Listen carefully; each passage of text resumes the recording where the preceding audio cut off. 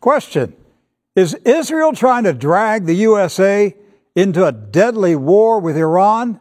Stay tuned. We're going to talk about it on today's edition of True News.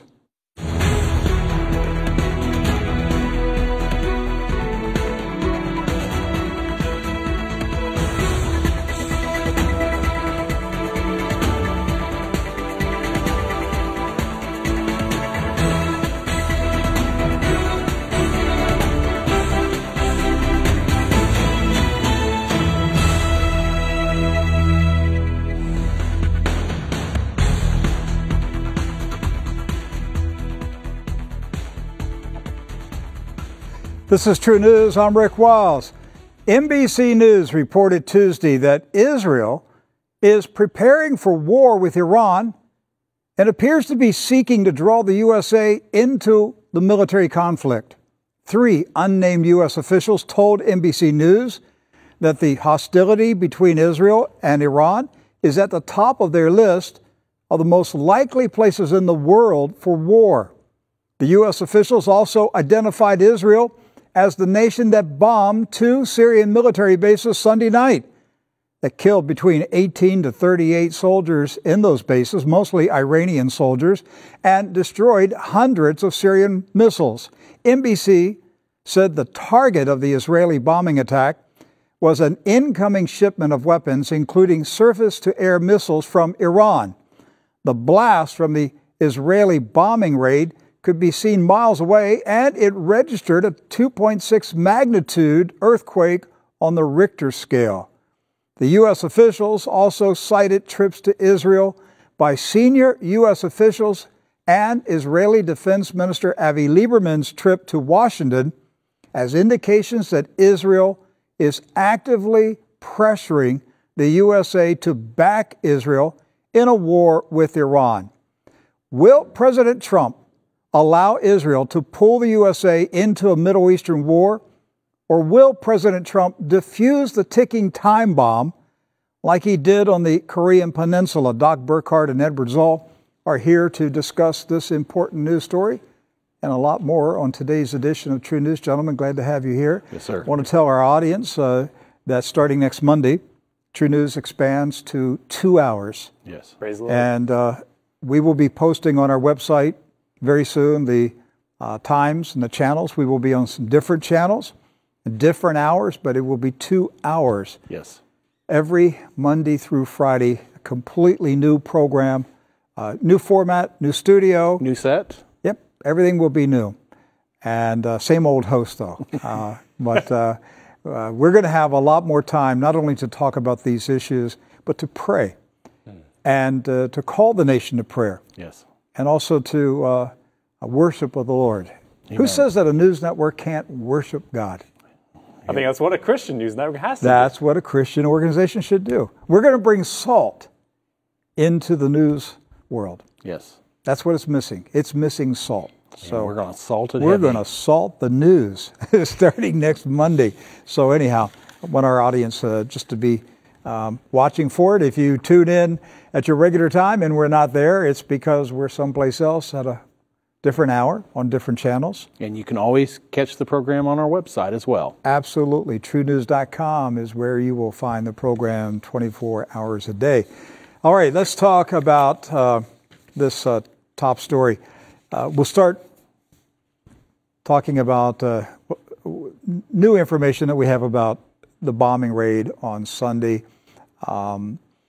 These U.S. officials are saying that they were Israeli F-15s that carried out the raid. What do we know, Edward? So the F-15s were actually given to Israel years ago by the United States. And if this is true, Rick, we actually know that either the Syrian air defense decided to stand down, didn't see the jets incoming, which is very unlikely, or the Russians themselves stood down. But it's very unlikely these planes shot from a distance, like we saw with the April 14th strikes. Why would the Russians or the Syrians stand down and allow the attacks to take place? It could be patience. Again, it could be the Israelis used some kind of jamming or had some kind of technology involved with allowing their F-15s to get into the Syrian airspace and out without conflict. But I would actually lean more toward the patience of the Russian side. maybe Russian President Vladimir Putin was holding out with hope that he might be able to broker some kind of arrangement with Israel without a regional conflict blowing up in the region. To me, Sunday night's raid, Israel took the gloves off. Yes. They said, okay, we're in a fight. And Syria is not their main opponent. No, it's Iran. Syria is the punching bag. All right, Syria's been pounded by Israel for years. The real opponent is Iran. And Israel wants a war. They've wanted a war for years with Iran. And if a war breaks out in the Middle East this year, there's no other country that you can blame other than Israel. Right. They're itching for a war. They're baiting other countries, come and fight. They want that war. And so they're trying to get the U.S. involved in this war. They've tried in the past. They've used other presidents in the past where they've tried to get this war started. They have a huge pressure lobby in the United States. The Israeli lobby is the most powerful lobby. Everybody talks about the NRA. The NRA is minuscule compared to the Israeli lobby. Right. Nobody would attack the Israeli lobby like the NRA is attacked. It is the most powerful lobby in America. It owns Washington, D.C. Do you know, with the upcoming ceremony in Jerusalem, the moving of the U.S. Embassy to Jerusalem, almost one half of the U.S. Senate is going to Israel. Right. Yeah, several members of the cabinet are going for sure. And there's rumors today that the president may end up going to the event. Half of the U.S. Senate wouldn't go someplace if Jesus Christ appeared. Right, you're right. Think about it. Half of the U.S. Senate is making a trip to a foreign country to attend an event. That's how much power that they have in Washington. So the pressure is on for the U.S. to get in this war. And why? Because Israel wants the United States to take on their enemies. It's a smart strategy from their viewpoint. Sure. Get a bigger country to fight your enemies.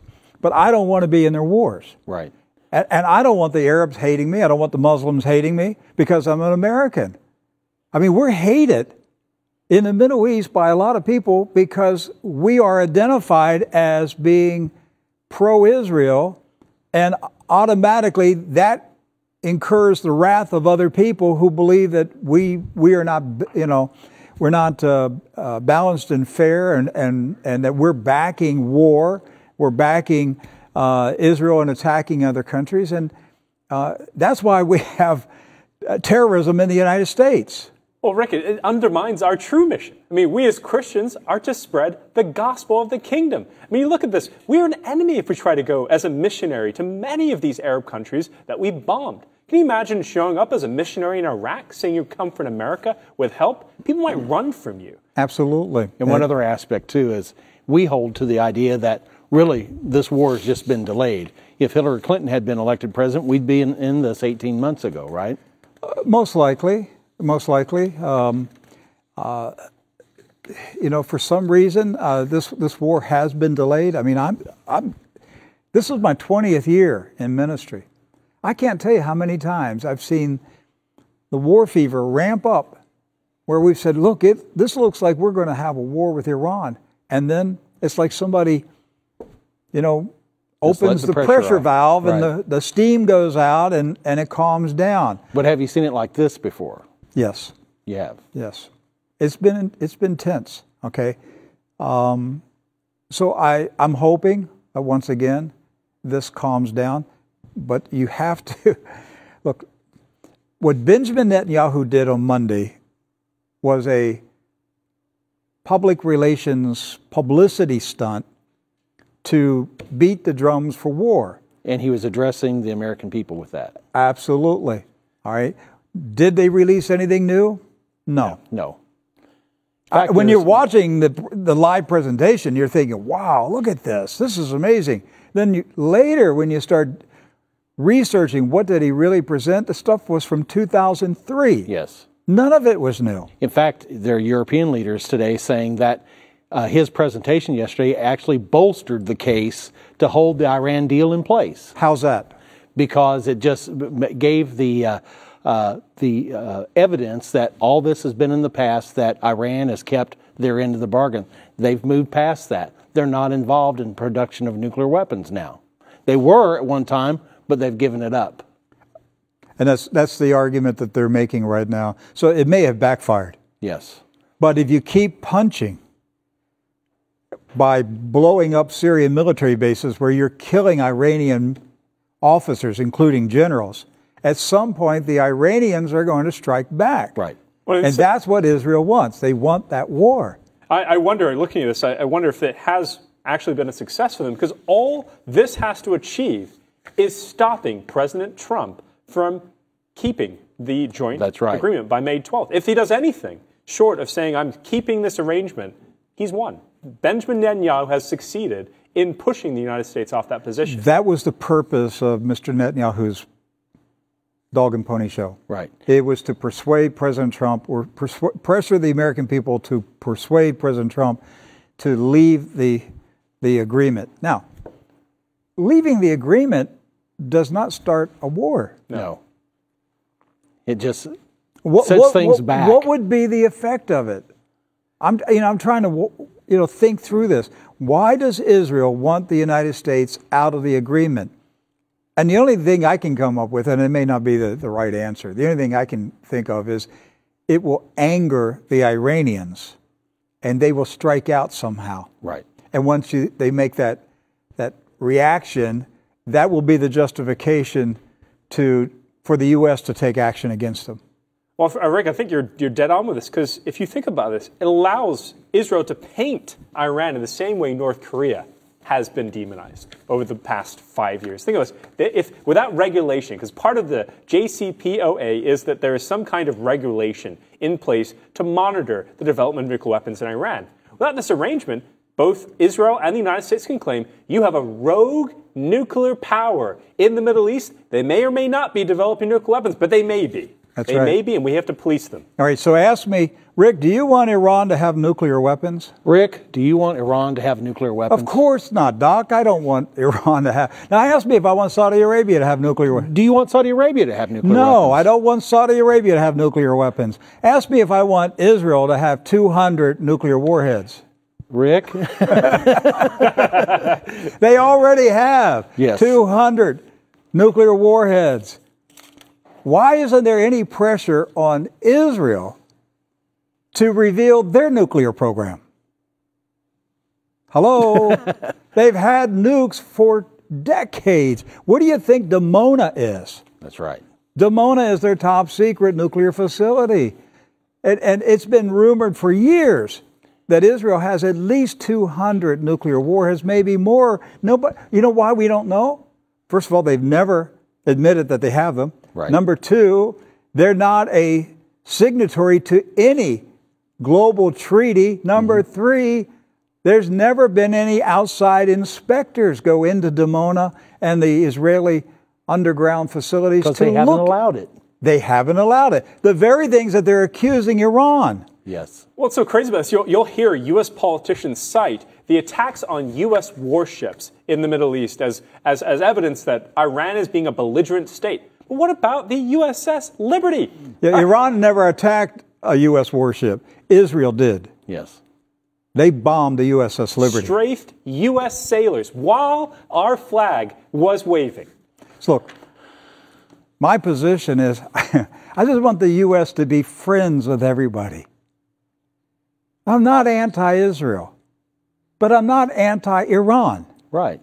I want our country to be friends with everybody, just like George Washington said. Right. What did President Washington avoid foreign entanglements? That's right. That was his policy. When he left the White House, he advised the country, do not get entangled up with these foreign wars. Yes. But what we have now is this nation is controlled by the perpetual war, corruption, sleaze, and pedophilia party. You know, I want to pray for open doors. That's what I want to pray for. I want to be able to take the gospel to Iran, to Iraq, to Syria, to Israel. I want to be able to freely share the gospel. And American foreign policy is hindering the gospel. Oh, you hit on something good there. You really have. Take it, run with it. I mean, really and honestly, American foreign policy has kept us from being able to propagate the gospel in places. How's that, Doc? Because we're seen as the world's bully. We're seen as the world's policeman. And so, you know, we don't have the opportunity to share the gospel in some nations because of the perception that we have. And I personally know missionaries that have had their ministry shut down in foreign lands because they're Americans. Right. Not necessarily because they're Christian, but because they're Americans. That's what we're talking about. This animosity against American foreign policy, and it is hindering the gospel because American missionaries are paying the price for being identified with American foreign policy. American foreign policy is controlled by Israel. You know, the early church prayed for peace. They prayed for peace among nations. What changed, Rick? I thought Jesus said, "Blessed are the war makers." That's the different version. He didn't say that. He didn't say, "Blessed are the war makers." But what is the slogan of the Israelis? Rise up and kill. That is their slogan. Rise up and kill. That's not me. I'm not saying that. The Israelis, that is among the government leaders, their slogan is rise up and kill. I just believe it's possible to pray for peace. I mean, to see what's happening with North and South Korea, with who knows what we may be able to do with the gospel there soon. Could we see Benjamin Netanyahu hug Ayatollah Khomeini? Wouldn't that be great? Wouldn't that be an opportunity for the gospel? We should be praying for it, shouldn't we? That's what salty Christians would be doing right now in this country. We should be praying for it, not hoping for a war. Yes. And a lot of Christian Zionists in America are waiting for a war. Because the war means the end is here. In their mind, because they believe the Schofield Reference Bible instead of believing the Bible.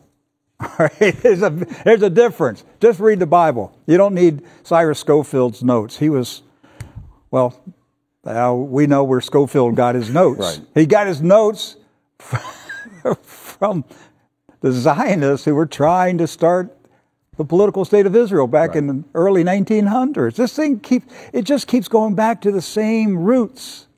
There's a group that has control of the United States of America. And it's choking the life out of this country. And it's trying to get us into a world war. And as the church, we should be resisting it. We should be praying against war. We should be, look, the Israelis hate the Palestinians. They hate the Iranians. Everybody over there hates each other. Right. Okay? What is the Christian message? Oh, we hate your people too? If you're Israeli, we'll hate anybody you're hating. No, we ought to be saying, love your enemies. Yes. Forgive your enemies. We ought to be telling the Palestinians, you need to forgive the Israelis. We ought to be telling the Israelis, you need to forgive the Palestinians. Yes. That's our message. But I don't hear any of that from the Christian Zionists in this country at all. Well, their salt's gotten diluted. I mean, you preached on this these past 2 weekends about how if Christians, for example, we are the salt, we're supposed to be the salt of this earth. It's a commandment from Jesus.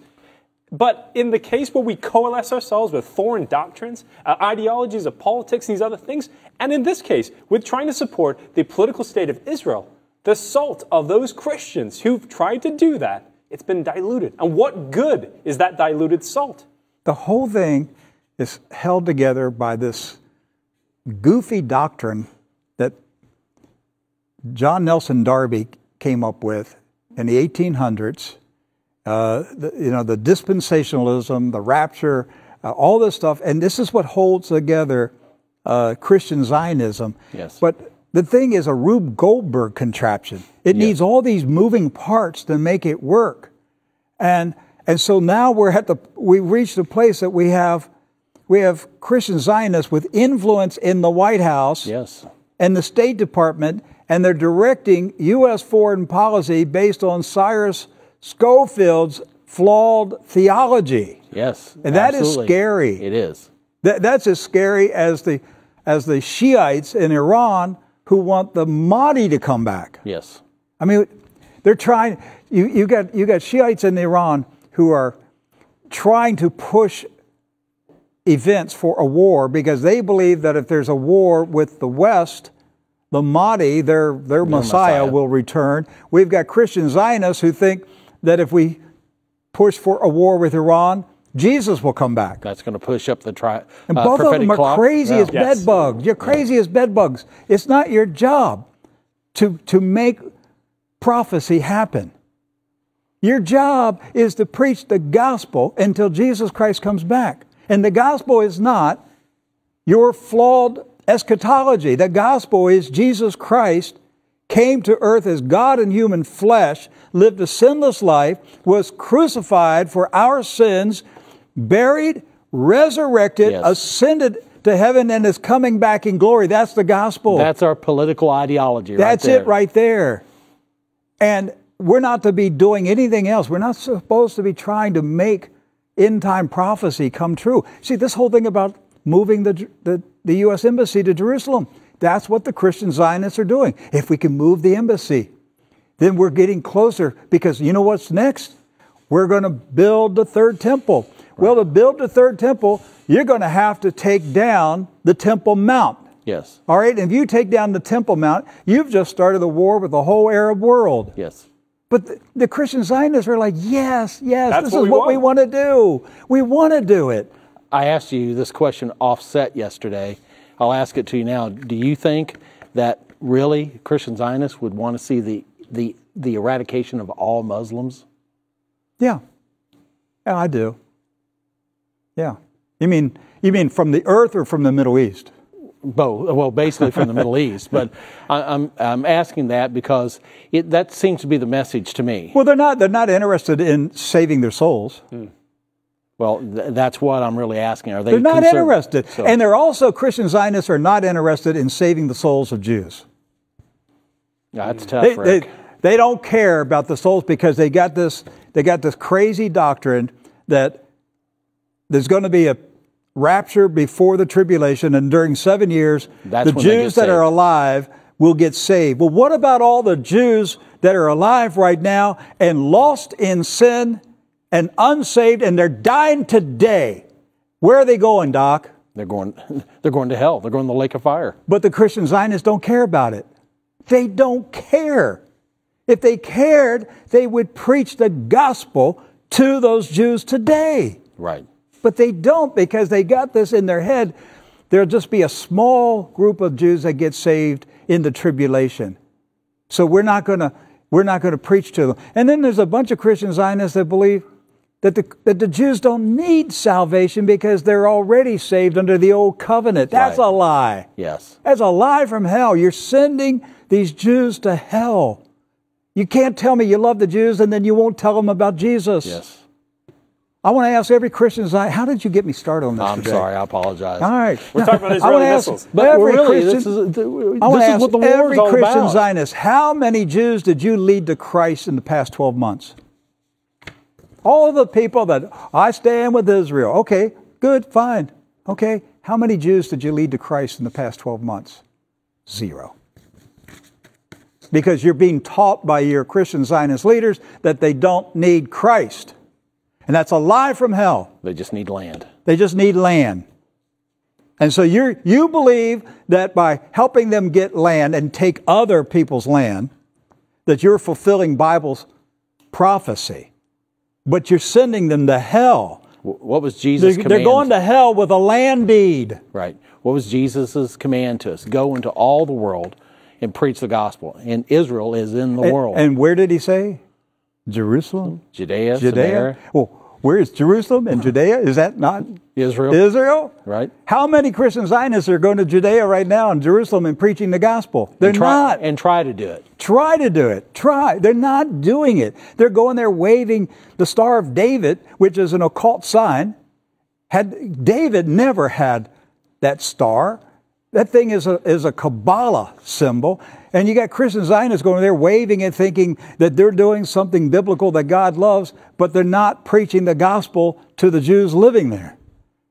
And God's not happy with it. Our responsibility is to preach the gospel to the Jews, to the Greeks, to everybody. Yes. All Amen. right? That's our responsibility. Preach the gospel of the kingdom. And not to be begging for war. That's right. But Lord, I pray for peace for the Middle East. War, peace in Israel. War interrupts the preaching of the gospel. That's right. And so many young men and women die in this. You think of this, if this war were to happen, we've already talked about how many young men under 20 are living in Iran, for example. What do you think is going to happen to those people? What do you think is going to happen to the young individuals in Israel? They're going to die. Yeah. They're going to die in a big war. I care about it. I want to see Israelis saved. I want to see Syrians saved. I want to see Iranians saved. If they're dead, they can't get saved. That's right, and that's what Satan wants. Satan loves war. He has it right on his business card. I come to kill, steal, and destroy. Yes. He puts it on his business card because that's what he does for a living. He kills, he steals, he destroys, and he loves war because lots of people die. Lots of people suffer. And there's destruction, and he's so happy. He just sits back and smiles when there's a war because babies are dead and children are crippled and buildings are destroyed and nations are ruined, and he's so happy with it. Why would Christians want to promote Satan's work? I don't get it. I don't get it either. And it slows down the preaching of the gospel because those nations now are not open to the gospel. And it's not safe to go there anymore. Look, the gospel spreads when there's peace and the missionaries and the evangelists can travel without fear on their lives. And sprinkle that salt. Sprinkle the salt. Sprinkle the salt. The trouble you get into for preaching the gospel is the persecution that is the reaction to the salt. Yes, amen. That's what we have to deal with. When we're salting the world, we're supposed to go salt the world. And instead, we're bombing the world. We're not supposed to bomb the world. Assaulting the world. Yeah. So anyhow, listen, I don't know if we're going to have this war. I don't know. I'm not going to prophesy. I'm not going to predict. I'm praying that it doesn't happen. I'm praying that Benjamin Netanyahu is frustrated, that he cannot start this war. I pray that world leaders refuse to take the bait. And God has to move world leaders out of one country. If he has to change them in all the countries, just do whatever you got to do. Yes. All right? Lord, just do what you got to do so that there's no war, there's no destruction. And that's how we should pray. And the gospel would just continue to go out with unhindered, and that missionaries can move out into nations and build churches and build orphanages. You know, right now, orphanages are being shut down in countries because there's opposition now to American missionaries coming into countries and opening up Christian orphanages. Again, it is this anti-American attitude, and folks, we're bringing it on ourselves. Listen, thank you so much for watching True News. If you like listening to this rant every day, well, we're going to have a lot more for you next week. We're going to go 2 hours, and we're going to have guests on the program. We're going to say things that just going to shock a lot of people, but praise God, it's going to be the truth. Amen. We love you. We love Jesus even more. We'll see you tomorrow.